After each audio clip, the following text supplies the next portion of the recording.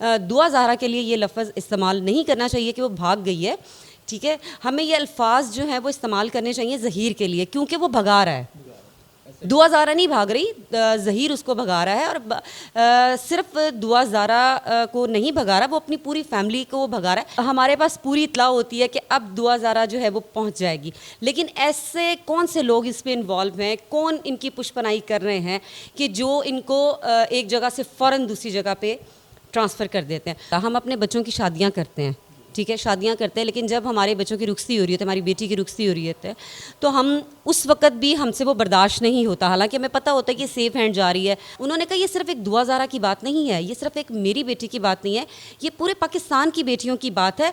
मैं एक सबको एक सबक सिखाना चाहता हूँ, या मैं एक लेसन देना चाहता हूँ कि ताकि आने वाले वक्तों में कोई दुआ ज़हरा ना बने। कोई दुआ ज़हरा बनने से मुराद है कि कोई जिस तरह मेरी बेटी को अगवा किया गया और इस तरह से उसके साथ जो भी सलूक हो रहा है, तो पाकिस्तान की किसी और बहन बेटी के साथ इस तरह ना हो। मैं इसलिए अपनी बेटी के साथ साथ पूरे पाकिस्तान की बच्चियों का केस लड़ रहा हूँ। पेश ये तो देखें, जिन्होंने ये अफवाहें फैलाई थी, जिन्होंने ये बातें कही थी कि जी दुआ ज़ारा को हमने रिकवर कर लिया है, हम उसको KPK से ले आए हैं, वो सिंध में है। और ये बड़ी बाखबर ज़राए से ये हमें पता चला था कि जो दुआ ज़ारा है वो सिंध के अंदर है।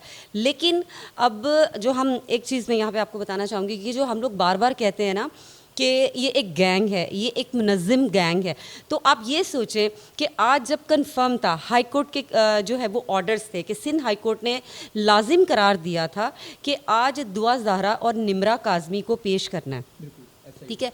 तो उसमें आप ये देखें, अगर निमरा काज़मी पेश हो गई तो फिर दुआ ज़हरा पेश क्यों नहीं हुई? इसलिए कि जो जगह हैं वो चेंज हो रही हैं। हमारे पास पूरी इत्तला होती है कि अब दुआ ज़ारा जो है वो पहुंच जाएगी, लेकिन ऐसे कौन से लोग इस पे इन्वॉल्व हैं, कौन इनकी पुष्पनाई कर रहे हैं कि जो इनको एक जगह से फ़ौरन दूसरी जगह पे ट्रांसफ़र कर देते हैं। तो इनके पीछे बहुत बड़ा ग्रोह है जो इनको सपोर्ट कर रहा है। बार बार हम लोग कहते हैं, कहना नहीं चाहिए, लेकिन एक माली, ठीक है ना, कुछ जो देखने में भी उसकी ना फिज़िकली वो इतना है कि वो इस तरह से ट्रैवलिंग कर सके, लेकिन वो देखें कि कैसे 2 महीने हो गए कि 2 महीने से जो है वो भाग रहे हैं। हम यही कहेंगे, क्योंकि कुछ लोग यहाँ पे कहते हैं कि दुआ ज़हरा जो है वो भाग गई है, लेकिन मेरा ख्याल है कि हमें दुआ ज़हरा के लिए ये लफ्ज़ इस्तेमाल नहीं करना चाहिए कि वो भाग गई है, ठीक है। हमें ये अल्फाज जो हैं वो इस्तेमाल करने चाहिए ज़हीर के लिए, क्योंकि वो भगा रहा है। दुआ ज़ारा नहीं भाग रही, ज़हीर उसको भगा रहा है। और सिर्फ दुआ ज़ारा को नहीं भगा रहा, वो अपनी पूरी फैमिली को भगा रहा है। लेकिन इनके पीछे कौन है, कौन इनको भगा रहा है, ये एक अलग दास्तान है। लेकिन इतना मैं आपको कहूँगी कि इनके पीछे बहुत लंबे हाथ हैं। क्या लगता है आपको, कौन इनके पीछे होगा, कौन किस गैंग का हाथ होगा इनके पीछे? गैंग तो देखें ये सबको पता है, ठीक है, कि कौन है। जिस तरह के पता है कि 12-13 लोग जो हैं वो इन्होंने अरेस्ट किए हुए हैं, जिसके अंदर ज़हीर के भाई, ज़हीर के कज़न्स, ज़हीर के चचा जो कि वहाँ से लेके आए थे, फिर जो ख़वातीन जो इनको वहाँ से गाड़ी में लेके आई थी। तो ये एक ग्रोह का ही काम है ना। अच्छा, मुझे यहाँ पे ये बताएं कि एक लड़की है, उस लड़के की भी इतनी उम्र नहीं है, तो एक लड़की को लेके अपनी पूरी जो ना फैमिली को खवार कर रहा है वो ज़हीर जो है, कभी किधर लेके जा रहा है, कभी किधर लेके जा रहा है, तो वो दुआ ज़ारा को वापस क्यों नहीं कर, रिटर्न क्यों नहीं कर रहे? वो एक बड़ी अच्छी फैमिली से बिलोंग करती है, एक पढ़ी लिखी फैमिली से बिलोंग करती है, ठीक है। वो वजूहात क्या हुई कि ये यहाँ तक ये आ गए, ये भी इंशाल्लाह फर्दर जो भी इंक्वायरी होगी तो उसके अंदर सब जो हकीकत है वो सबके सामने आएगी। लेकिन भागने का मकसद यही है ना कि जो ग्रो है, हम बार बार कह रहे हैं, लेकिन यहाँ पे कुछ लोग कहते हैं कि जी ग्रो नहीं है, ये सिंपल एक लव मैरिज है। तो ये लव मैरिज वाली अगर बात होती तो मेरा ख्याल है कि ये बहुत देर पहले ही ये पेश हो जाते, ठीक है ना। इनका निकाहनामा जाली है, वो भी डिक्लेयर हो चुका है, वो कोर्ट से भी डिक्लेयर हो चुका है कि निकाहनामा जाली है। तो जब निकाहनामा ही जाली हो गया तो फिर निकाह किस बात का, तो फिर बीवी किस बात की, फिर शौहर किस बात का? इसका मतलब है कि वो लीगली रह ही नहीं रहे, किसी रिलेशन के साथ रह ही नहीं रहे, ठीक है ना। तो भाग वो इसलिए रहे हैं कि उनके पास अब कोई अथेंटिक जो है वो कोई प्रूफ नहीं है, तो वो उनको पता है कि हम पकड़े जाएंगे तो हम बहुत बुरे फंसेंगे। फंस तो कर गए हैं वो। अच्छा, आखिरी बात ये हुई थी दुआ ज़ारा के वकील के, उसके बाप काज़मी के वकील के जो ना बात ये हुई थी हमारी कि KPK से दुआ ज़ारा को जो ना बाजियाब करवाया गया, तो क्या ख्याल है कि वहाँ से दुआ ज़ारा मिल गई है? देखें, जो लास्ट हमारे पास इन्फॉर्मेशन थी उसके मुताबिक यही था कि दुआ ज़ारा को केपीके से रिकवर कर लिया गया है। लेकिन वो ऐसी कौन सी वजूहात, वो ऐसे कौन से लोग हैं जो सिंध हाई कोर्ट पहुंचने से पहले ही उन्होंने वहां से भी आगे ट्रांसफ़र कर दिया। अच्छा, वहाँ से भी आगे ट्रांसफ़र होगी। जी, सही हो गया। अच्छा, मुझे ये बताएं कि कुछ यूट्यूबर हैं, कुछ लोग हैं कि वो कह रहे हैं कि दुआ ज़ारा की 2 से 3 साल हो गए कि इस लड़के के साथ बात होती थी, चैट होती थी, तो ये उनकी मोहब्बत थी या प्यार था, इसलिए वो भागे। उसका वालिदैन जो है उनको भी पता था कि जी दुआ ज़ारा किसी से बात करती है।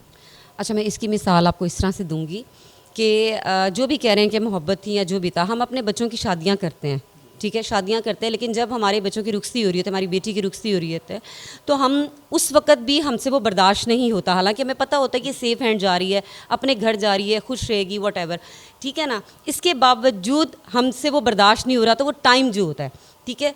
लेकिन अब जब एक शख्स के घर से उसकी बेटी लापता हो गई, वो अगवा हुई, या जिस तरह यूट्यूबर्स का कहना है कि वो अपनी मर्ज़ी से गई है, जो भी है, तो वालिदैन का हक़ तो ख़त्म नहीं हुआ।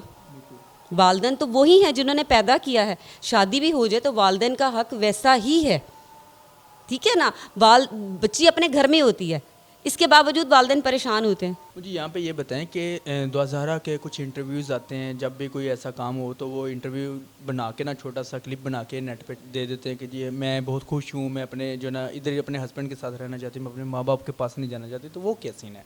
वो दुआ ज़ारा क्यों कह रही है इस तरह?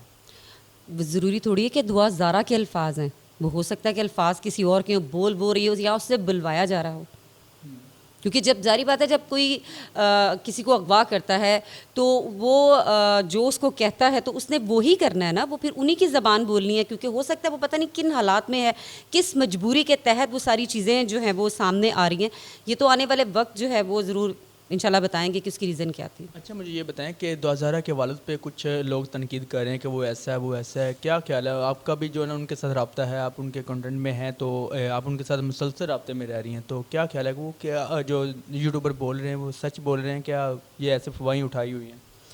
ये सब चीज़ें जो है वो झूठ है, उनकी पर्सनैलिटी को डैमेज करने के लिए, कि शायद वो जो उनका हौसला इतना बुलंद है अपनी बेटी को लेके, शायद वो उनका हौसला जो है वो तोड़ना चाहते थे, कि वो हम कहीं ना कहीं जो है वो उनको थोड़ा डाउन करें ताकि वो थक जाएं, हार जाएं।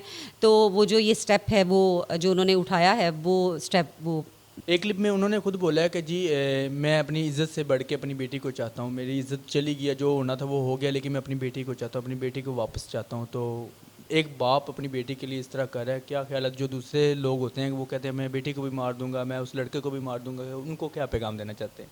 देखिए, वालिदैन को अपनी बेटी का पता होता है, अपनी औलाद का पता होता है कि हमारी औलाद कैसी है, ठीक है। तो रही बात कि वो जो अभी आपने कहा है कि मेहदी अली काज़मी साहब ने ये बात कही है कि मैं अपनी बेटी के लिए अपनी इज़्ज़त की भी परवाह नहीं की, और ये सच है। उनकी मेरे साथ जब बात हुई है तो उन्होंने मुझे कहा कि मुझे अपनी इज़्ज़त की कोई परवाह नहीं है, जो मेरी बेटी इस वक्त पता नहीं किन हालात में है, मुझे इस वक्त सिर्फ उस चीज़ की टेंशन। फिर एक बात जो उन्होंने मुझे बड़ी अच्छी कही, जो मुझे बहुत अच्छी लगी, उन्होंने कहा ये सिर्फ एक दुआ ज़ारा की बात नहीं है, ये सिर्फ एक मेरी बेटी की बात नहीं है, ये पूरे पाकिस्तान की बेटियों की बात है। मैं एक सबको एक सबक सिखाना चाहता हूँ, या मैं एक लेसन देना चाहता हूँ कि ताकि आने वाले वक्तों में कोई दुआ ज़ारा ना बने। कोई दुआ ज़ारा बनने से मुराद है कि कोई जिस तरह मेरी बेटी को अगवा किया गया और इस तरह से उसके साथ जो भी सलूक हो रहा है, तो पाकिस्तान की किसी और बहन बेटी के साथ इस तरह ना हो। मैं इसलिए अपनी बेटी के साथ साथ पूरे पाकिस्तान की बच्चियों का केस लड़ रहा हूँ। अच्छा, मैं यहाँ पे आपको एक और चीज़ बताना चाहूँगी कि मुझे बहुत सारी कॉल्स आ रही हैं। ये लोग जो कहते हैं ना गैंग नहीं है, गैंग नहीं है, लेकिन ये बहुत बड़ा गैंग है। मुझे कॉल्स आ रही हैं, इंटरनेशनल लेवल पे मुझे कॉल्स आ रही हैं, मुझे पाकिस्तान से भी कॉल्स आ रही हैं, और ऐसे जो कुछ ख़वातीन हैं जो इसी तरह के गैंग का निशाना बन चुकी हैं, उन्होंने मुझसे रब्ता किया और उन्होंने जो दिल दहला देने वाली जो उन्होंने चीज़ें मुझे बताई हैं, वो इंशाल्लाह ताला मैं बहुत जल्द वो मैं मीडिया के सामने लेके आऊँगी, और पूरे एविडेंस के साथ जो है मैं लेके आऊँगी, क्योंकि दुआ ज़हरा जैसी और बहुत सारी लड़कियाँ हैं जो कि इस तरह के ग्रोह का निशाना बन चुकी हैं। और जहाँ तोनसा से जहाँ से गिरफ़्तार किया था इनको, वो कहा जा रहा है कि जी इस चीज़ का बहुत बड़ा गढ़ है। सही है, तोनसा एरिया जो है जी, जहाँ से गिरफ़्तारियाँ हुई हैं। ठीक है, ये तौंसा जो है वो वहाँ पे, और जिन्होंने मुझसे रब्ता किया है वो कह रही हैं कि सेम जैसे दुआ ज़हरा के साथ हुआ था वैसा ही हमारे साथ हो चुका है। अच्छा, किसी औरत ने आपके साथ रब्ता किया, किसी फीमेल ने रब्ता किया आपके साथ? जी जी, एक नहीं, मुझे काफ़ी सारी जो हैं, और वो सिर्फ इस इंतज़ार में हैं कि दुआ ज़हरा का केस जो है वो सॉल्व हो जाए, तो इंशाल्लाह ताला फिर मैं सबके सामने वो सारी चीज़ें लेके आऊँगी सबूतों के साथ। तो जी नाज़रीन, ये थी मैडम बुशरा शकील, और उन्होंने हमें हर हक़ाइक़ के बारे में बताया कि जी दुआ ज़हरा मिल गई है, कहाँ से मिली और इनके पीछे किस किस लोगों का हाथ है, किन लोगों का हाथ है, और दुआ ज़हरा को कब पेश किया जाएगा, जुम्मे वाले दिन पेश किया जाएगा। तो बाकी ये कि ये थी आज की स्टोरी। तो इसी के साथ अपने दोस्त को इजाज़त दीजिएगा। देखते रहें तुम पाकिस्तान। अल्लाह हाफ़िज़।